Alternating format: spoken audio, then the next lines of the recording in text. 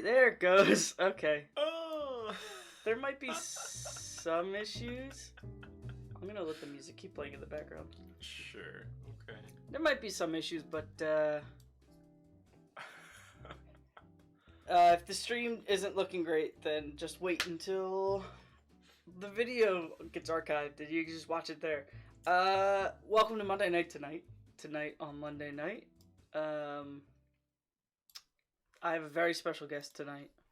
Somebody, oh god, we've been wanting him on the show, and by we I mean me, because I run the whole thing myself. We've been wanting him on the show for quite a while. But I have the lovely Michael Asbury here. Welcome. He came all the way from his room next door. It's so far away. It feels like it's a whole continent away.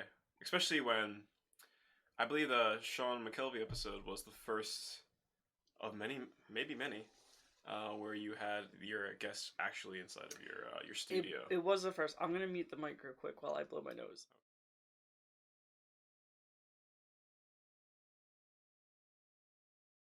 Super. Yeah, that was the one that we said was recorded, but I never actually recorded the video for it. Yeah. So, but we're baby steps. We should be streaming video live this time. From what I'm seeing, it might be a little choppy. I guess the internet's not great tonight, but that's not gonna stop us because we have a lovely candlelit evening. If you couldn't tell that it was a candle. There you go. Yeah, I have a... If you thought perhaps that it was like some kind of like ritual pit. Candle here, it's you might not be able to read it. Oats and honey. I don't know the brand. What's the brand? Chesapeake Bay candle. I got it at the Target. The which Target? The mega Target or the mini Target? The mini Target for maybe $10. Well, we're already starting off with our sponsors. Yeah, so Chesapeake Bay Candle. This is sponsored by Chesapeake Bay Candles and Target. You can pick both up at Target. No matter which one. I should probably open it, but we do. Open your candle collection? No, Discord. We do have a Discord. Where you can call in and chat. You can leave questions. What? We also have the YouTube chat. Did you not know about the Discord? No. Every week something new comes to the fold. Oh, here's something you might not know. So in college, I ran a radio talk show for a couple of years. I believe I did know this actually. So I have a little experience with like working phone lines and stuff behind the scenes. So I set up something that's similar to what we had with like different phone call-in lines. Okay. They're just different voice channels. But no one's ever used them. And that's okay. Use them, please. Yeah. If you're watching after the I mean, I don't give much notice before these go up. Everybody knows that they go up roughly, if it's live, around 8 o'clock on a Monday night. Yeah, at least the people that watch. I think you gave them a solid 7-minute head start on Twitter, at least. It was like 4 minutes. That's more than I would give. So definitely call in. It might be a little hard for both of us to hear, but well, I should probably tune into it. Yeah, see, we have our different call lines. Wow, that has to be the first thing that I see, huh? Oh, yeah, that's from when me and Roy were talking about Sonic, and I found some Silver the Hedgehog OC art. I was going to say, is that, because there's the Sonic and is it 7 swords or 7 rings? So there's Sonic and the 7 rings. Or no, the Secret Rings. The Secret Rings. And then there's Sonic and the Black Knight. I think it's Sonic and the Black Knight that I'm thinking. Yeah, I think that's Silver from Sonic and the Black Knight. But he isn't in that, right? I think he is. Of course he is. We have the technology. We can look this up. Okay, but I'm surprised this is not embedded in your heart. I never played Sonic and the Black Knight. You fool. I rented Sonic and the Secret Rings and played. Okay, oh, yeah. You know, he's definitely. That's not surprising. Sir Galahad. It looks like his fur just covered his face. And then he went to a stylist to get it, like, cut out in the middle. Okay, Jet the Hawk is also in this. No, there's gotta be Is this OC, you think? Sir Lamorak. But then there's also... Knight of Prowess. There's, like, an old Sonic there. Where'd you see that? Upright. It's Sonic with eyebrows. Down. Oh, this one. Oh, yeah. That's terrifying. This is horrible content because people can't see what you're saying. If you just search Silver the Hedgehog, you're not missing anything. Sonic and the Black Don't Knight. look for it either. Oh, well, this is it. Okay, so it looks like Silver uses some sort of spearhead as a dagger, and then Blaze the Cat has a rapier, and then Shadow has a long sword that he's holding backwards, of course. Knuckles has 2 swords, and Sir Limerick. Jet the Hawk has nothing. No, he's got gauntlets. He's got special. But they all are wearing gauntlets. Yeah, but he's wearing cool. Well, there was one image where he's got these like axes. And then I guess Knuckles stole them off of him and used them later. I suppose. Oh, there are different. I guess that's more of a short sword. This is very interesting, but we're it's vaguely on topic. I said we were going to talk about video games a little bit, if you want. We can really talk about anything. But video games have been under attack. I don't know if you noticed. How do you figure under attack? The coronavirus is shutting down game conventions all over the world. Right. I'm trying to remember exactly when this started. The coronavirus? Yeah, the specific exact date. Because I remember, like, there was a con that I was looking forward to. I think it was late February. December. Right, it didn't ramp when up. It started in China, and then it kind of made its way over here in late January. And then I remember I was looking for. I know this is probably it's a little inconsiderate and hostile to everyone else, but like I was looking forward to like the news release on what the 2 variant monsters would be for Monster Hunter, and then it was like, oh, we're not gonna do the convention because we're trying to contain the spread of coronavirus. And I was like, God fucking damn it! Like, sorry, why can I not get this news that I so desperately wanted? And I like didn't think for a second, like, oh well, yeah, we need to really put a can on it. And I think people's lives, oddly enough, are a little bit more important than gaming news. Than Monster. Than Monster Hunter. Slight variants to monsters that already are in the game. Okay, well. I guess when I put it that way. It depends on the variant. But we won't go into that. I think I saw, because there was like an update post somewhere that I saw it was like a new version of not Nergigante, was it? No, it's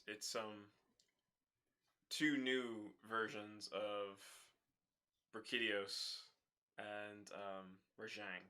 Okay, yeah, those were the ones I heard. Which is people who were like, what? Because Rajang had just been released recently for Iceborne on PC. And also a pretty fresh monster for console too, if you want to go into the timeline of Iceborne. So they were just like not expecting that to be the run. There's like Rusted Kushladara. What? It's Rusty Boy Kush. Okay. Which I was kind of hoping it would get in because I already don't like fighting Kushladara so much because of the hurricane component. And I thought, from memory, the Rusted one was a little bit more aggressive and more like grounded based. But now I'm getting off topic. No, that's still on topic. We're just talking video games. Because I think there's a lot of, I listen to a lot of, like, video game, I guess, podcasts, kind of, but more like watch videos about video games and, like, the gaming industry. Yeah. And I feel like there's a lot of content out there that's people talking about video games from, like, the insider's perspective, which is interesting. Or at least people who have, like, contacts to developers and are, like, constantly thinking about games that are being made and being released. But I feel like there's not a lot of, like, everyman video game content. Where it's just people, just regular Joes sitting down talking about video games.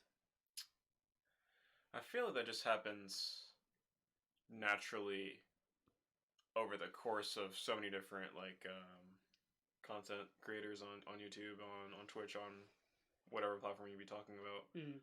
It's just like, for your sake, what you find interesting is this whole, like, behind the veil getting perspective on what developers kind of go through beyond strictly just making the game, like kind of their lifestyle and trials that you don't get to hear about as much too, unless you were actively going out and searching for it. But yeah, I can imagine if you listen to that on the regular, that kind of can become like white noise after a while, and then you want to hear the other edge, you want to hear the other perspective again, and then it's just kind of like a ping pong game, where after 2 months of listening to the average Joe talking about their personal experiences with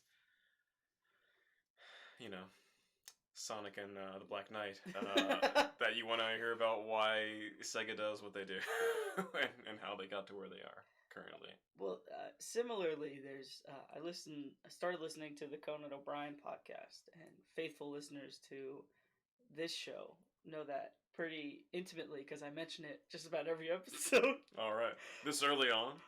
But he is, whenever he has a comedian on, he always mentions how when he goes home, he doesn't watch like funny things.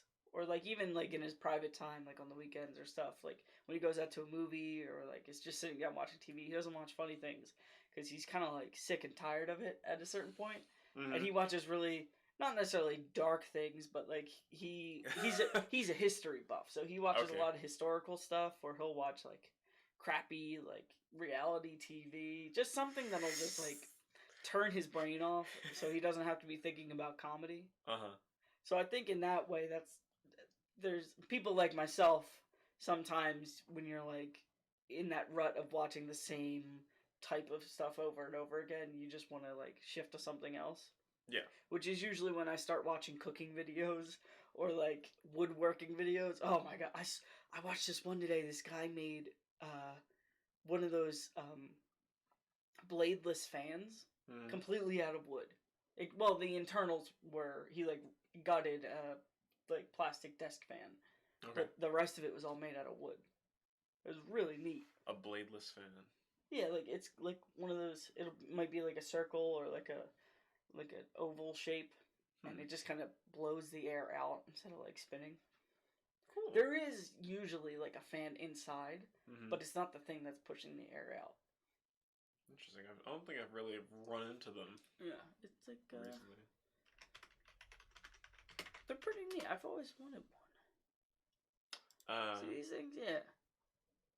But he made it out of wood? Completely out of wood. Wow. Well, hold on. This one confuses me now. Because it's on like a pivot, so I don't understand how that would work. This one very much has blades. The bladeless bladed fan. So does this one. Oh, that's pretty cool, actually. Hold on. I like that. Yeah, what is this halo blowing air on top of me? That's pretty neat. You think, wait, I could pay $550 to get that put in here. You could. Yeah. You could do that. Or I could pay rent. I think a portable one, too. Man, who knew this podcast was going to turn into talking about bladeless fans? You did. Yeah, I did a little bit, I guess. Deep down inside, you wanted to let the world know about your bladed fan, or sorry, your bladeless fan plans. So, okay, I'm pretty excited for Animal Crossing. I'm taking the day off from work, mostly because I don't know when else in the year I'm going to take my vacation time. Wow. But vacation time. Yeah. Well, it's our topic, I guess. No, that's okay. But what games are you looking forward to in the near future, or in the far future? Well, yeah, I don't know exactly what the deadlines are for this project, but Baldur's Gate 3, I think, is the one that I've been mainly like looking at whenever anything pops up for it on the radar, if you will. People are saying it's a lot like Divinity 2. And if it is, that's not a problem whatsoever. I think that's a bonus, if anything. I don't have any problems with Divinity 2, but a lot of times I play it and I go, man, I wish this was more like D&D. Which is exactly what Baldur's Gate is. Oh no, why couldn't Original Sin be more D&D Yeah, because I'm like, yeah, especially 5e or whatever. It's cool that you can play as undead and it has its own like magic system. But I'm like, Mm-hmm. I've spent so much time learning D&D and like all the lore and stuff. I just wish I could play in that world in a video game and not have to talk to people. Right. And that's exactly what Baldur's Gate 3 is supposed to be. And probably an exciting part of this too is that a lot of people in this day and age when they're playing D&D 5e, they go to D20 roll?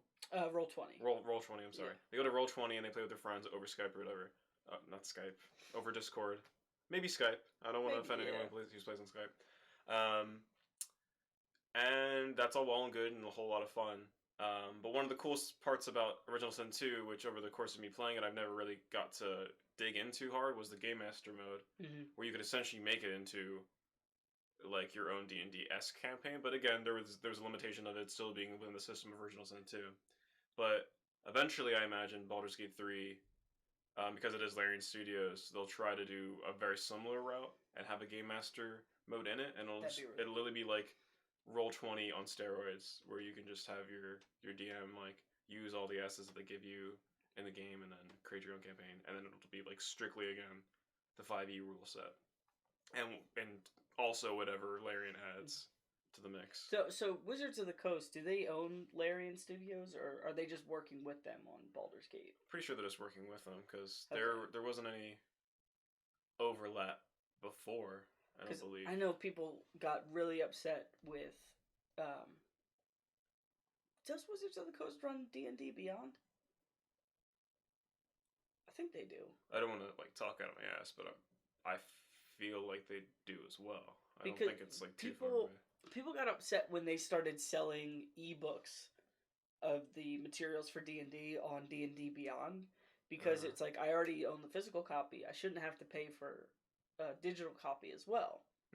Which I can understand that argument, but that makes me think of whether or not they would add a Game Master mode, like free of charge just with the game, or whether they would charge separately for it, or even make it like a subscription kind of thing. If Larian would, or if Wizards of the Coast would for... I don't think, if Wizards of the Coast doesn't own Larian, then it's probably, that wouldn't be the case that they would charge. No. Though I don't know what kind of deal they have in terms of using the D&D license. Oh, yeah. Well, additionally, too, like, the Game Master mode in Original Sin 2, like, it wasn't like a, paper... It wasn't a subscription-based thing. Like, you could even mod it very easily, too, to add assets that weren't already... It was a stretch goal, right? I'm pretty sure. Yeah, it was. Which they easily smashed it apart. Yeah. They were just, like, pulling in money... nonstop, and good for them too, because they deserve it. It was the best RPG of, was it 2019 it came out? Original Sin 2 last year. Was it? That's when I got it. I got it in like January or February of 2019. February of 2019. I think so. So maybe Definitive Edition came out 2019. No. But 2018. 2018 is when I got it. Yeah, because 2019 is when the Definitive Edition came out. Yeah. It was the best RPG of that year. Because I remember now too, because I played Disco Elysium. Yeah. At the end of last year, and I said that was personally the best RPG I played. I still have to play that. I gotta look into it. It's weird too, because I told myself I wanted to immediately jump back into it and play like a different build. And build is just used very loosely in Disco Elysium because just how the game is structured. But like it hit me. It's like eating a lot of flan or something. Eating like a really fatty steak. It's very rich and dense, and you need to like take an hour on the shitter before you go back and try to engage it again. That's how I felt about Xenoblade Chronicles 2. I want to go back and play New Game Plus, but there's just so much to go through. I think I'd shit my pants. You would. I still haven't beaten the DLC either. I played like 20 hours of the DLC, and I'm not even past the 3rd chapter. Oh yeah, what's your current like runtime on the game? I'm not certain because the Switch doesn't record time very well. But I think it has to be close to like 180 hours. The Switch doesn't record time very well. So like if you go into your profile to look at like your game time, it only shows like the last maybe 12 games that you've played. And Xenoblade Chronicles 2 is not one of those 12 games. But so I'd have to go in, load it up, and then check look at my your save file. Yeah. Okay. And even then, it's not always accurate.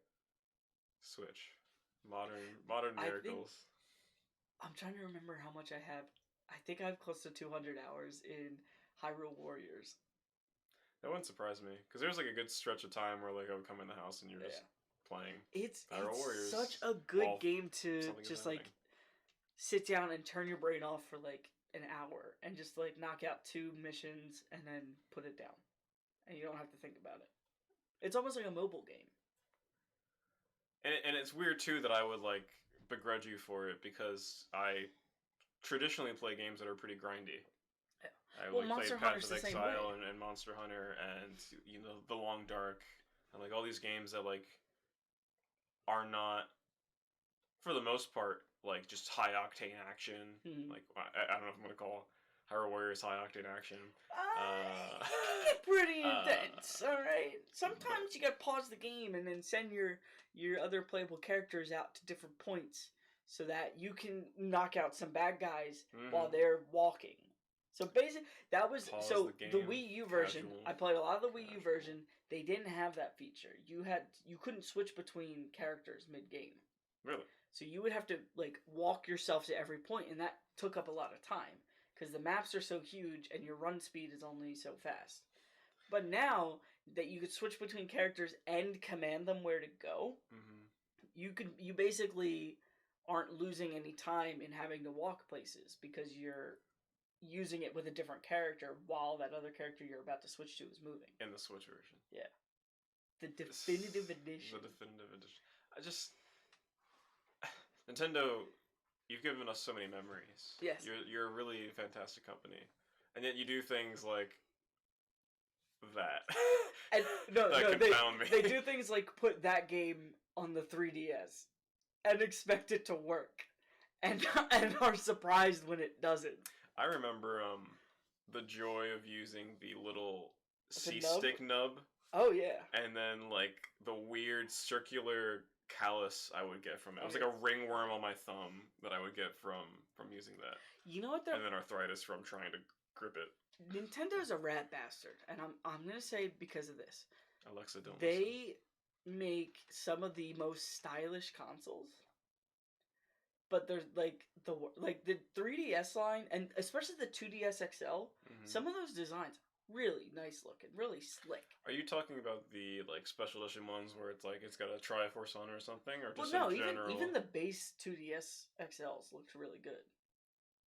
It was like the black and neon blue, and then the white and orange, which I didn't think I'd like the white and orange that much. There's a purple one too that looked really nice.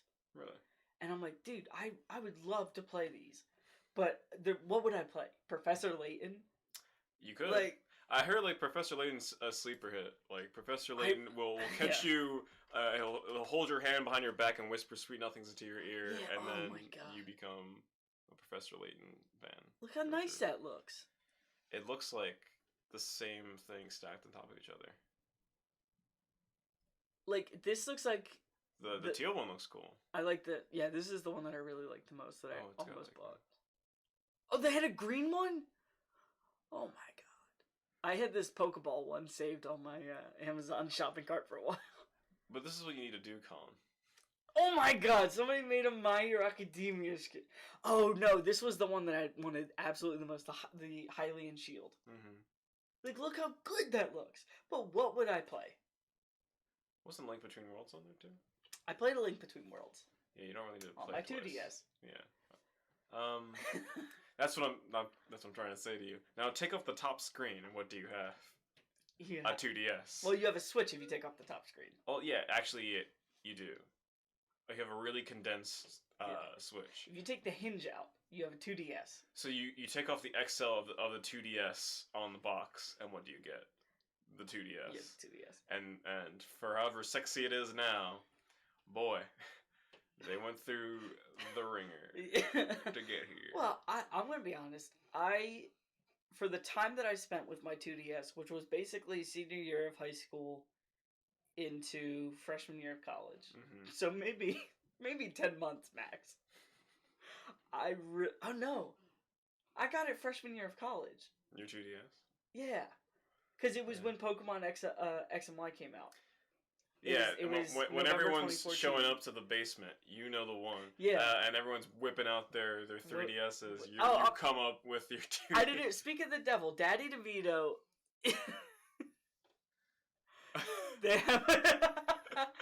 Yeah. Is that Alex? Is Alex Daddy? I think he's Daddy DeVito. Right? He might as well be. I think he is. No, he's Grilled Melon Man. Oh, that's on Twitch. I think he's Daddy DeVito on YouTube. Anyway, when we're going to Alex's bedroom, which is a joke from the Sean episode, but I remember recurring. I remember I used to shit on the 2DS when it first launched, and I was like, "Oh, this thing's terrible." Even though you had it. And then Pokemon came out, and I'm like, "Well, I gotta get a 2DS, or I gotta get a DS to play this game." Mm-hmm. And I told the guy, I'm like, "Yeah, I'm thinking of getting a DS. I don't know, it's kind of expensive." And he goes, "Well, the 2DS is $100 cheaper." I'm like, "Yeah, but it's a doorstop." And he's like, "Well, have you ever tried playing it?" I said, "No, of course not." He's wise. So he puts it in my hands, and as soon as it touched my hands, I said, "I'll take one. I'll take the blue one, please."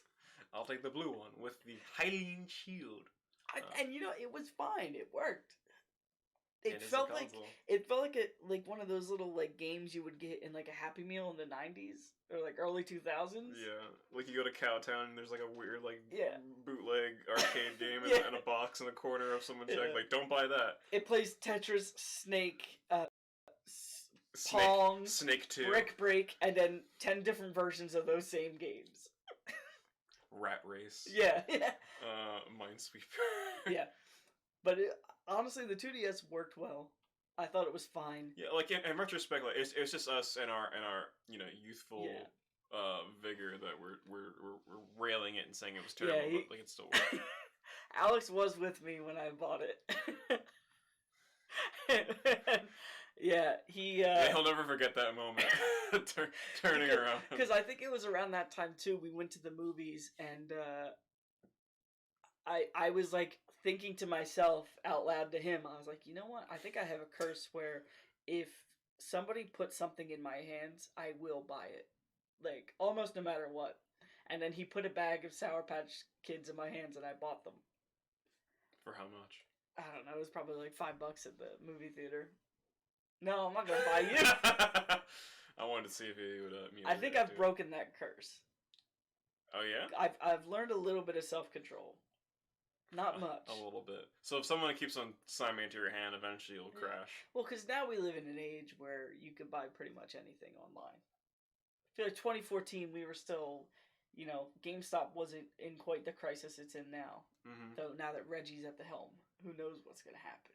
I found that interesting too, because was it yesterday? It feels like it was forever ago. Yesterday, Sean and I went to Guitar Center, and like it was my first time being there, and you walk in there and there's just music in every angle. There's somebody like testing amps in one corner. There's somebody like in front of you behind a glass door playing on an electric drum kit. There's some other person in another room like 2 bays over they're having like a concert in there or whatever. I'm like, wow, like this kind of is the vibe that I would understand or get from like going to a store and then leaving that store with an amp or a guitar or a bass guitar or whatever.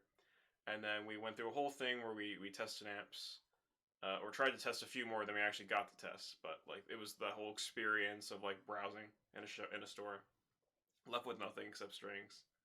For him later in the night, for him to order online an amp and a head, I believe. Well, was it less expensive? No. Okay. It was not less expensive. Because I've kind of come to a problem where sometimes I'll go. I had it recently when I bought those T-shirts where I knew I needed like plain white T-shirts, just undershirts, because I have a bunch that don't like fit anymore. So I went and I was at the grocery store and I saw them because ShopRite, I guess, has everything.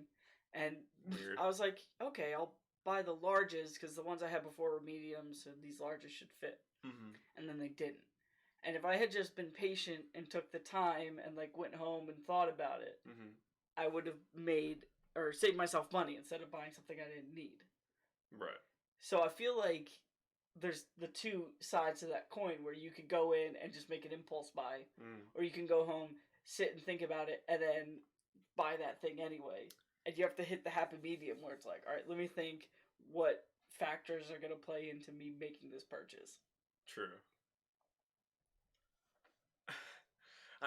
I'm laughing at plain white teas because these are the teas that I've seen on the table. Yeah.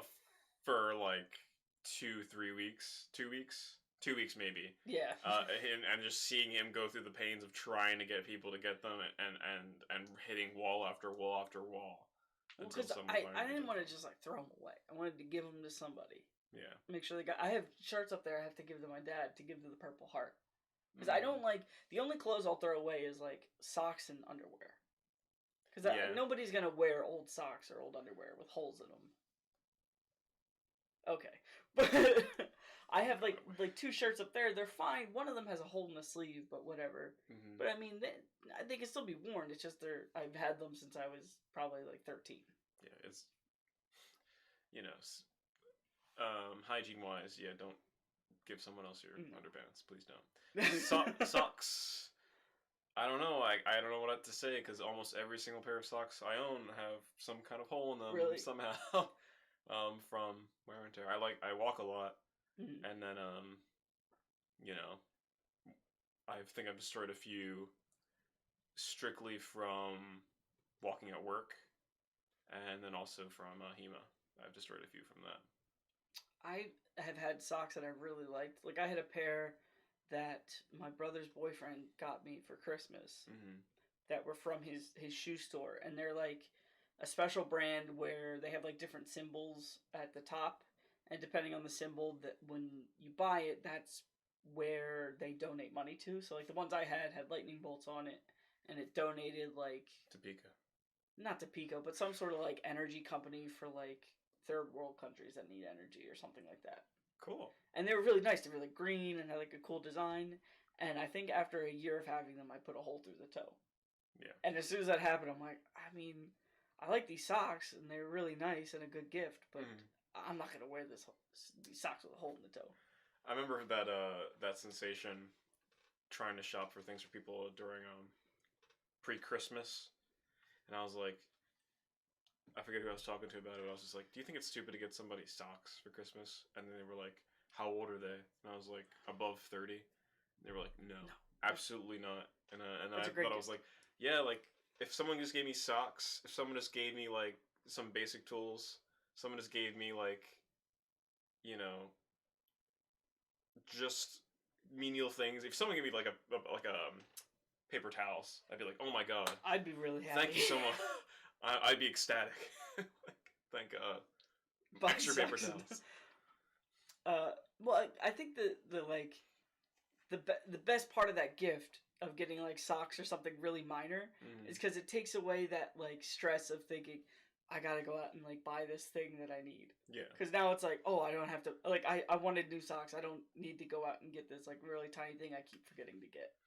It's strange. There's like a quality of life war that goes on between your like waking working life and then the time you get after to like relax and unwind at home becomes smaller and smaller as you take on more and more responsibilities or obligations.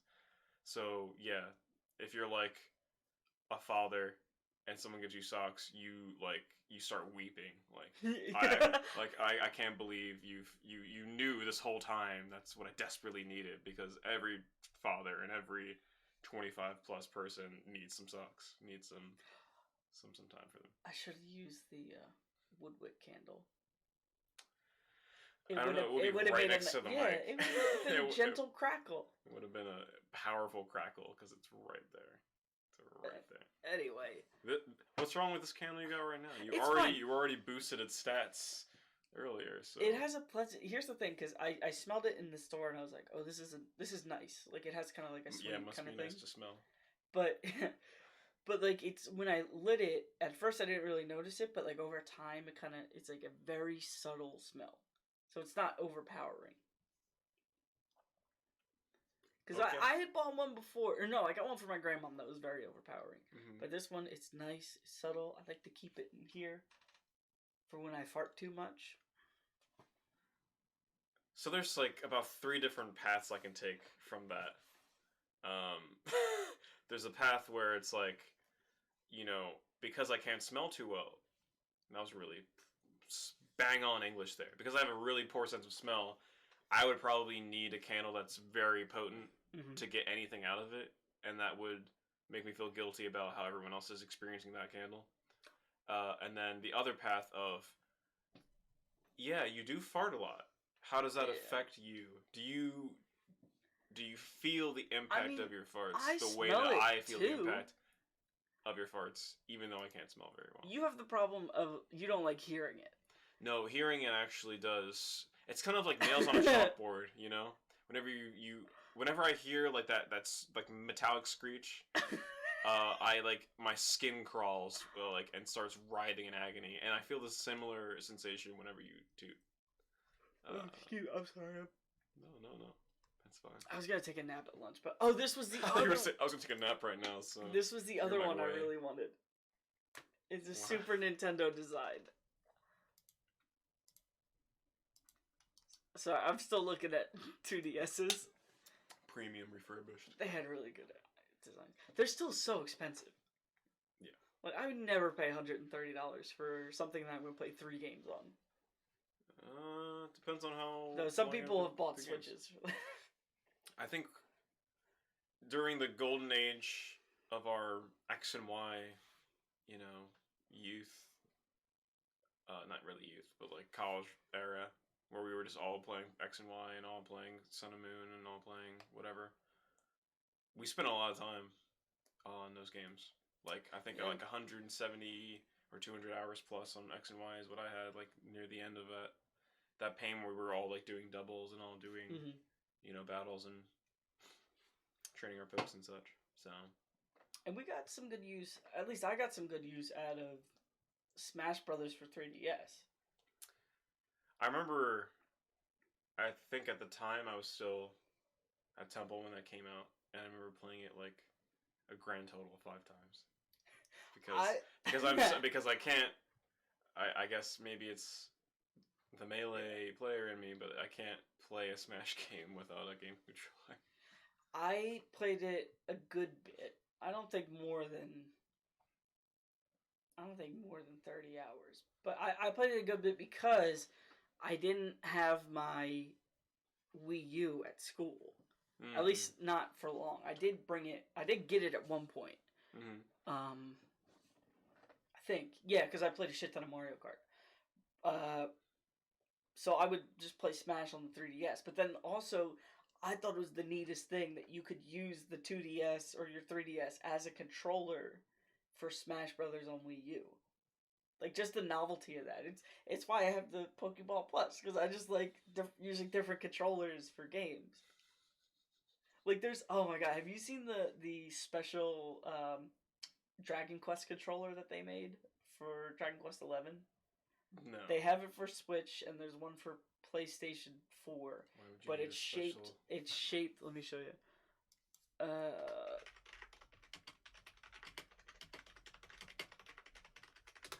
spelled that wrong, but it's shaped like the slime. Yeah. From Dragon Quest, and like all the buttons are on the bottom. And it had motion controls. I'm the kind of guy that would fall asleep playing a game straight up, and I imagine blacking out and waking up and just see me holding a slime in my hand and be like, "That's nightmare fuel." But like, it has to have that's nightmare. It has to have a stand because you can't just put it on the buttons. I think that's the greatest thing in the world. I really wanted... There's a day where I was like, I'm gonna buy this Dragon Quest slime controller. Me and my stupid ass thinking, why would this RPG need a specialized controller to let you play it? Like, what's the point? And then I see and am reminded. But also, Dragon Quest, there's not a lot of action in it, so you don't need like a really sturdy controller. That's what I mean. But when you set it up, I thought you needed like... Oh no. Though Dragon Quest, you do sometimes have to be kind of dexterous in dodging monsters you don't want to fight. You could probably go through the whole game only fighting 10 enemies, maybe. At least based on the demo that I played. Though I don't think you do very well because your experience wouldn't go up very high. No, but you'd be really great at dodging. Yeah, but I like novelty controllers like this. Ever since I got a Mad Catz controller for my GameCube back when I was like 10 or 11, and it was a mini controller. So it was like super tiny, and it had a macro button too. Yeah. That I never used. I think I tried to use it for Dragon Ball Z Budokai. Because there's a point in the campaign in that game where you had to spin the control stick very quick to do like a sequence. Yep. And I couldn't do it. I would like tear up my hand trying to do it. So I tried to set a macro to that to just spin it really fast and then just keep mashing the macro button, but that did not work. That's my like kryptonite in games too. The button mash in a game is never really a problem because I just force my hand to have a spasm. And then that seems to do me right. Seems to do well. But the spin ones, I always like somehow cut it too short. Which is weird too because it's not like I have any problems doing like, quarter cycle or like full 360 commands for like a fighting game. But for like maximum rotation, it's a nothing. I guess I'll leave it in. Jake, YouTube did just ask me to review your message before allowing it to go through the chat, which I appreciate, I guess. See, I have a problem with button mashing. I got pretty good at, like, spinning, but I can't button mash that well. I don't even remember what prompted me to try and get good at it or whatever. I went into like the dojo or whatever to get good at button mashing. It wasn't that serious, but I know that generally, if you're doing like the Budokai mini games and we're doing our special move face off, where I have to mash more faster than you, you're gonna get rocked. There's no chance for you. I'm sorry. No, I think I got good at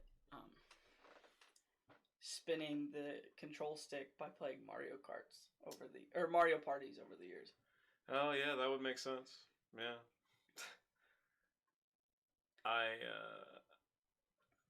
will traditionally always steer clear away from Mario Party. So big fan of Mario Party. Yeah, I know. Ah, crap! You said something that was making me think of something else. Mashing. Something to do with quarter circles and fighting games. It doesn't matter. Oh wait, no, hold on. Something with fighting games. Melee. Nah, it doesn't matter. When you say melee, no, it doesn't matter. No, I can't remember what it was. Something to do with fighting game. Anyway. A fighting game we both played? Maybe. Not an actual fighting game like Lethal League? No, Lethal League isn't an actual fight. Let me see your shoes. We had a lot of fun with Lethal League in the St. Joe's Video Game Club. It's a really pretty special game, I think. It's just so strange. It's like you have to be in a mood to play it. But when you are, it's like you don't know what the hell's happening, and you're all like screaming at each other, and like your eyes are popping out of your head, and it's just like a really good time. I kind of miss those days of like just hanging out with people to like play like a group game like that, or like even like my short-lived PSN days where I would just go on and we'd play like Battlefield or Rocket League or even Fortnite when it first came out before it got toxic. So that wasn't strictly couch co-op. You mean just playing with even people like couch co-op stuff. Right. But like I was Rocket League came to my attention because that was another game that we played a lot in the game club. But some of us tried to play. God, we used to have. I was talking to, I think Jimmy last episode about how those like first 3 to 4 months after graduating college were like probably the peak of my existence and his too. I think anybody who graduates college and takes a couple months off, like that's the best your life is ever gonna get. Because Alright. like you're not thinking about your student loans yet because you don't gotta pay them back for another 6 months. You don't necessarily if you weren't offered a job in college and don't have one yet, you can wait a little bit because you probably got a little bit of college money like from graduating, like from a family, and like Maybe. in my case, I purposely took 3 months, and I said I'm not gonna do anything for 3 months. And then it turned into 1 month, and then it turned into like 3 weeks because I got bored. But Yeah. like that was probably the best time of my life because I would like people were out of school, especially like Alex because we graduated at the same time. Like Messina was just getting back to school, so he had free time. So we would just like would get on PlayStation at like 10 o'clock, stay on until like 2, 3 in the morning. And like I guess even like summers before that during college were like the best because you just get on. We'd play a couple rounds of I think Fortnite came out in 2014, so that was right after. Yeah, because I remember I was at my dad's and him and David had gone away for the weekend, so I was just home alone. So I brought my PlayStation down to the living room, plugged it in, and I was playing duos with Mike. And it was like before like chug jugs and like boogie bombs and all that. It was just like you run in, you get a green pump shotgun, and then you're good to go. So you think until somebody who's half your age comes in and starts blasting you from every corner of the building to the other. But those were the days, man. Yeah, like for me that was like playing zombies back in high school. Nazi zombies. And then after my like hiatus where I was literally just playing Destiny almost every day with Steve and Jordan. And like we even ended up joining a clan, which I never thought I would ever do.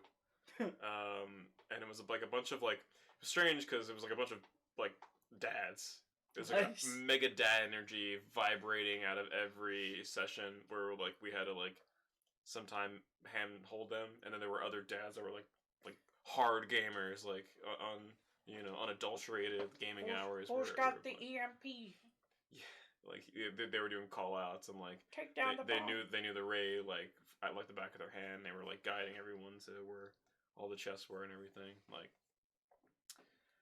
and then we would even do like Crucible and everyone would get heated, and I was just like, what is happening?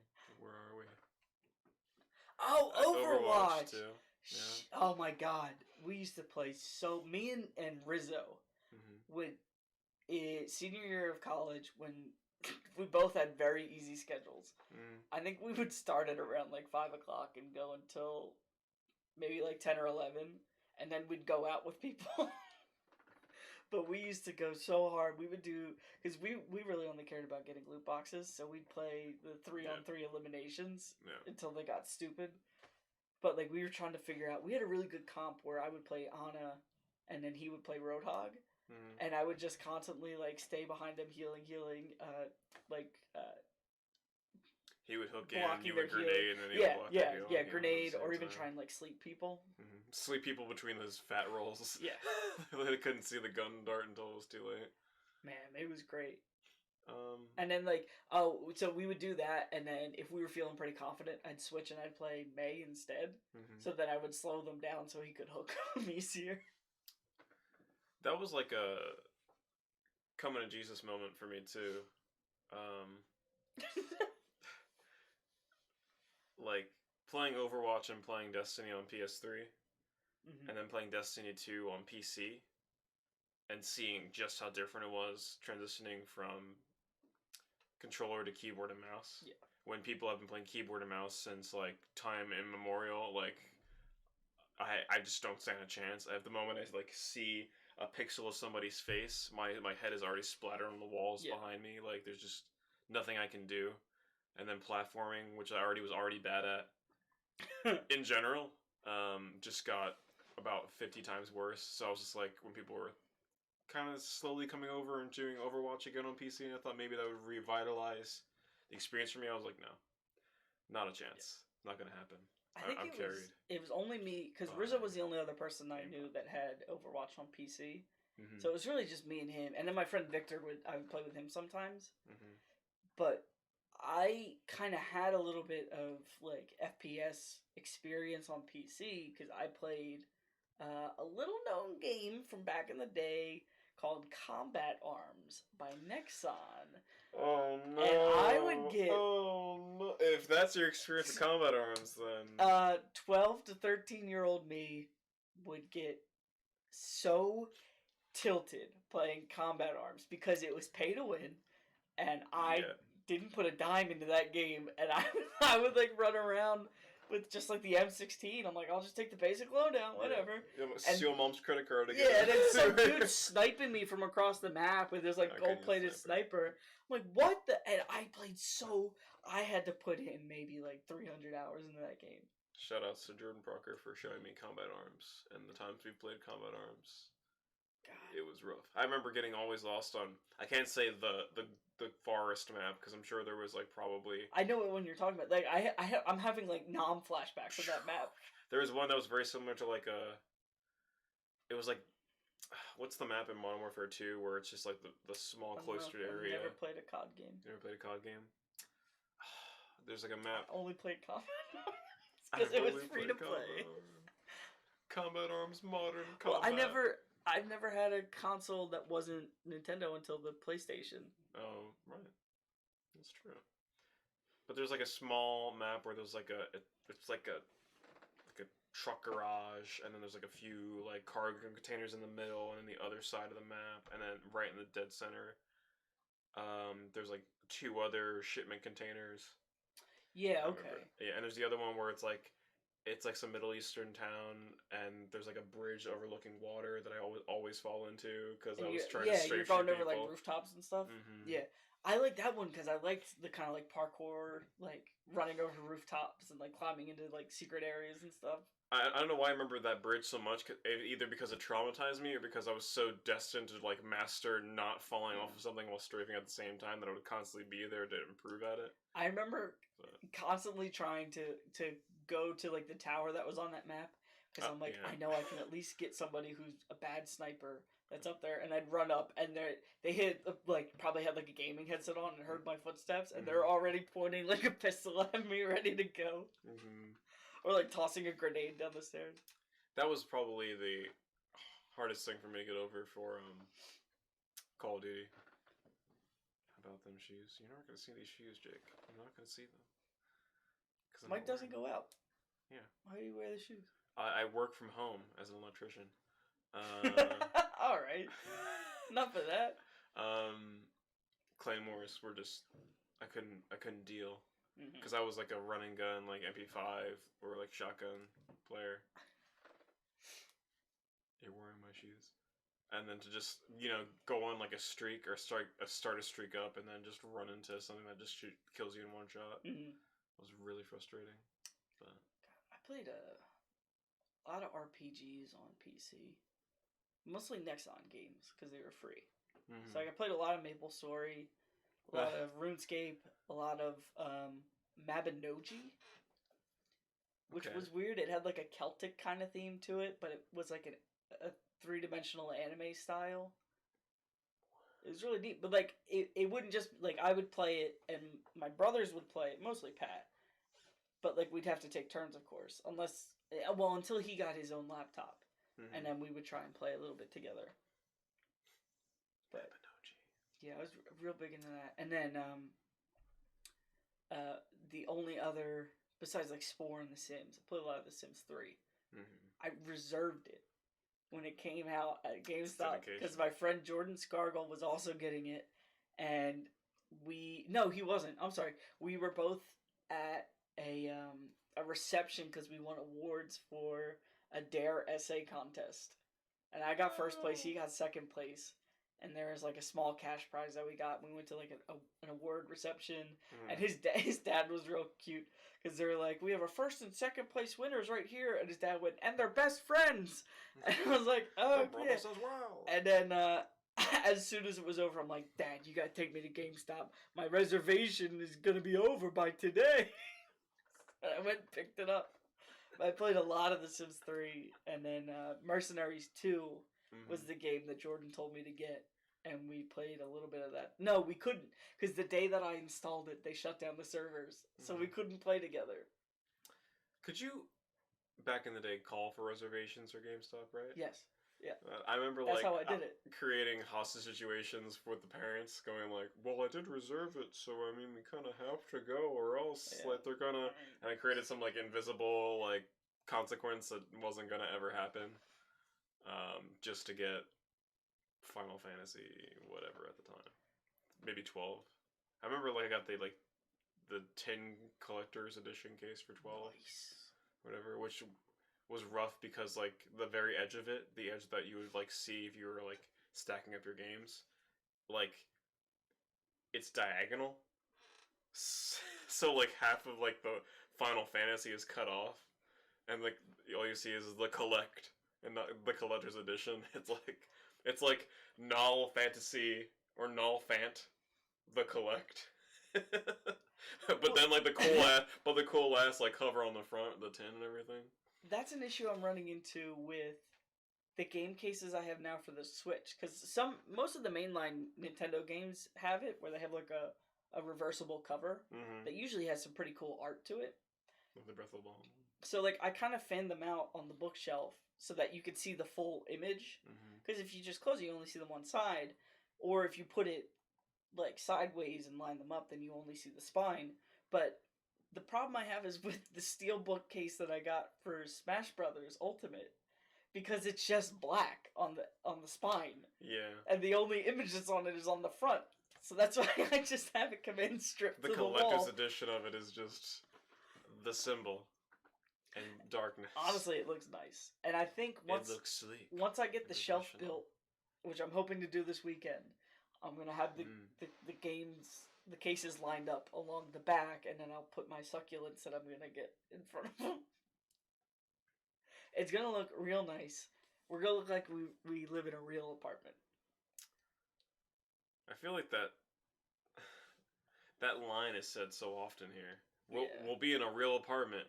We're in a real apartment now. We're in a real apartment. We were in a real apartment when we came into this real apartment. Yeah, but almost a year ago. I feel like it didn't feel like we lived here until we got the Gray Entertainment's like stand. Like in a way, and then someone else would tell you when the bookshelf was there, because there was like dead space in between the bookshelf and that area. But like, because before it was just kind of like a collection of furniture that we weren't really sure if we liked the orientation or if we were going to keep it there. And then nothing was really done about it because the only thing we knew was like, this is the only spot that the game table can go because it's the only place it'll fit. Yeah.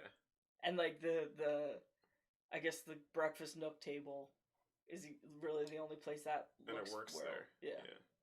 But then like everything else, but now it all kind of like fits and looks nice. We'll have you over, listeners. No, we won't. No, don't come over. Stay back. Yeah, and it's unfortunate too because the gaming table is like a work of love to her baby. But it does take up a lot of space. I've been thinking about that recently because I'm like, man, if this wasn't here, Trevor would have so much space. Because Trevor needs all the space he can get. I feel like he does. I keep seeing other bunnies that look happier than him. Because he's like a war bunny. He's seen things that he can't unsee. Because he feels so bad for him. When he gets out of the cage, he just goes to his other cage outside of his cage. The little jungle gym, not jungle gym. I don't even know what to call it. Cardboard cave that he has. His vacation home. Yeah, his home away from home, his cabin in the woods. A lot of times he puts himself into those confined situations. Because that's what's comfortable for him. I guess, yeah. Well, yeah, because rabbits mainly live underground. Or at least when they sleep. That's why it looks so comfortable when you're choking him. Even when I take him outside, because like I'll bring a chair with me to like sit down and read. He sits under the chair. It's where he's cozy. But I guess I'd rather him be there because I know we have large birds around than like out in the open. Okay. Like, I put him on a leash because it's not because I think he's going to hop away. Because now you can contest against the falcon that's yeah, trying to eat him. Because if something comes down to scoop him away, I can grab him real quick. But what if it's or if a dog comes back, it's not going to scoop both of us up. Anyway, we're at an hour. That's a bad note to leave it on. I do have a big announcement. I've already told Mike about this. He did. And he doesn't approve. But this episode of Monday Night Tonight is the last one for what I'm calling season 2. We'll be back with Monday Night Tonight again, probably late April. I'm gonna say first week of May, just to make it tidy. And then it might have a little bit of a different format. I'm not really sure yet. But the next project I'm starting, very excited about it. I'm gonna starting today at 9:45, because I need to poop. I'm gonna start streaming every day for at a minimum an hour, for a minimum of at least a month. I might go a little bit longer, but this is live. This is a live Monday Night Tonight. Non-stop, infinite. This isn't gonna make sense to people watching. Somebody in the chat just asked. Alex in the chat just asked if we're gonna do a live Monday Night Tonight. This one was live, but so thanks for noticing, Alex. Every day, what did he say? That. Just that. You're gonna do a live Monday Night Tonight. Okay. So every day for at least an hour for at least a month, I'm going to stream, and I'm gonna do that until I get a date with an e-girl. That's my goal. So I'm gonna, put my stream out there. E-girl status, here we go. Put my streams out there. Put my social media. I'm calling you out. That's my Twitter. Hit me with my. Just look Colin Alley up on Instagram. You'll find me under Manly Facade. It's the same on Twitch. I'm gonna be streaming games mostly, probably entirely. I don't know how entertaining the streams are going to be. I can't promise anything. I don't know how stable the streams are going to be. But until I get a date with an e-girl, I'm not stopping for a minimum of a month. And then after that, we'll see what happens. I might get bored of it, but I think this is a fun project. Mike doesn't like it. It was totally fine when it was just, I'm going to stream in this kind of schedule because now there's like sequencing to it. Now there's like a procedure to it. Now there's a schedule. Yeah. But you're kind of you're putting the cherry on top, but you realize as you put it down, it's not a cherry. It's like somebody's goddamn eyeball you just put in this sundae, and you've desecrated the sanctity of self-betterment by trying to nab yourself an e-girl. No, listen. It's a goal. Sorry, it's not nabbing yourself an e-girl. I'm setting a goal. It's joining together in union with an e-girl. Yes. Becoming girl boys together. That's what you're trying to do. Here's what I have to say: if anybody has contacts to the people that run the Rodular, tell them about me. I'm an internet minor celebrity. I'm a local celebrity in Philadelphia. Reach out. I'll gladly. I guess I'm kind of I'm a local. I'm a thing. There's some people who come out and see me regularly. Wednesday nights at the Philly Improv Theater, 7:30. True creeps. Real creeps. I know. Okay. I'm a social media manager. He is. I do that a little bit when I feel it. I made a post today that was very funny. So if you go to the Real Creeps Instagram page, very funny post out there. Mm-hmm. You haven't seen it yet. I'll show you later. But how are you so sure? It's very funny. So that's my next project. But this has been great. We had a great time. Thank you for coming on, Mike. I know this was a bit last minute, and Alex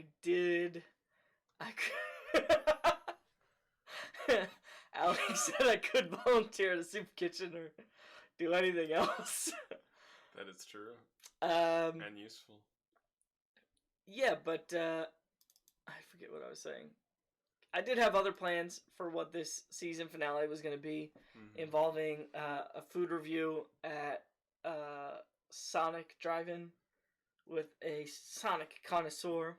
somebody who's never had Sonic, and somebody who hates fun. But I wonder where I would be in that mix. You weren't in that mix. But if I had to say where you'd be, have you had Sonic? Maybe Once upon a dream. I didn't really, I wasn't all about it. I see, okay. I want to tell you that. But that was going to be the season finale. It didn't work out, but... Hey, you can still do a bonus episode. Yeah, we might do a bonus episode. That might be the season premiere of season 3. I'm trying to switch things up. Season 2 has been more of conversations with people. Mm-hmm. So the focus has been on the guest. Mm-hmm. Whereas season 1, the focus was on the topic. Mm-hmm. But I think season 3 is going to be the location. Topic, guest, location. Season 4, we wrap it all up together. And we film in a graveyard. To remind ourselves, that was memento mori. That was legitimately one of my ideas. All things come to an end. I thought it'd be funny if every episode is a season finale. Yeah. But thanks for watching, and we're gonna fade away.